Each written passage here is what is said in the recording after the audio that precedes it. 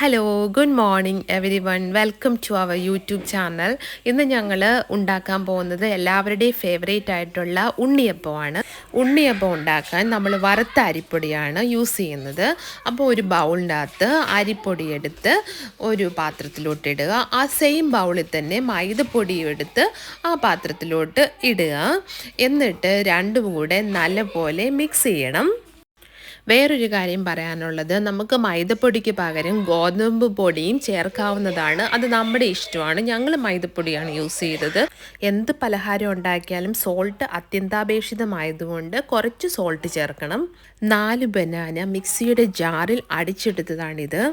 അടുത്ത ടാസ്ക് എന്ന് പറഞ്ഞാൽ ആ മിക്സ് നമ്മൾ എടുത്തു വെച്ച അരിപ്പൊടി മൈദപ്പൊടി ആ പാത്രത്തിലോട്ടിട്ട് നല്ലപോലെ ഇളക്കുക എന്നുള്ളതാണ്. ഇതിനൊപ്പം നമ്മൾ ചെയ്യേണ്ടത് ആവശ്യത്തിന് ശർക്കര എടുത്ത് ഉരുക്കി ശർക്കര പാനിയാക്കിയതിന് ശേഷം അരിച്ചെടുത്ത ശർക്കര പാനി നമ്മൾ ഈ മിക്സിൻ്റെ അകത്തോട്ട് ഇട്ട് നല്ലപോലെ മിക്സ് ചെയ്യുക എന്നുള്ളതാണ്. നമ്മൾ നല്ലപോലെ മിക്സ് ചെയ്താൽ അത്രയും ഉണ്ണിയപ്പത്തിന് സോഫ്റ്റ് ആവാൻ നല്ലതാണ്.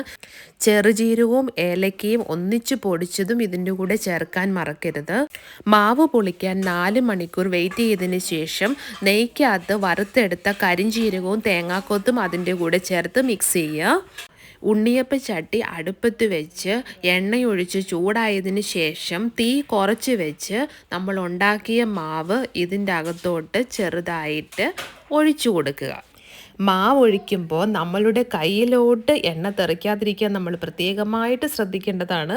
അതുകൊണ്ടാണ് ഞാനിത് ചെയ്യാത്തത്. തീ കുറച്ച് വെച്ചിട്ട് വേണം ഉണ്ണിയപ്പം ഉണ്ടാക്കാൻ എന്നുള്ളത് വളരെ ഇമ്പോർട്ടൻ്റ് ആയിട്ടുള്ള കാര്യമാണ്.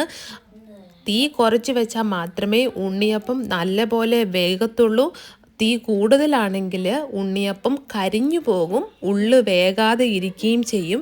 അതുകൊണ്ട് തീ കുറച്ച് വെച്ച് ഉണ്ടാക്കുക എന്നുള്ള കാര്യം പ്രത്യേകം ശ്രദ്ധിക്കുക. ഉണ്ണിയപ്പം ഉണ്ടാക്കുമ്പോഴുള്ള 3 പ്രധാനപ്പെട്ട കാര്യങ്ങൾ എന്ന് പറഞ്ഞാൽ ഒരേ അളവ് ഇൻഗ്രീഡിയൻസ് എടുക്കുക, അതുപോലെ നല്ലപോലെ കുഴയ്ക്കുക, പിന്നെ 4 മണിക്കൂറെങ്കിലും മിനിമം അത് പുളിക്കാൻ വയ്ക്കുക. എന്നാൽ മാത്രമേ നമുക്ക് അടി പിടിക്കാത്തതും നല്ല ഷേപ്പിലുള്ളതുമായിട്ടുള്ള ഉണ്ണിയപ്പം നമുക്ക് കിട്ടത്തുള്ളൂ.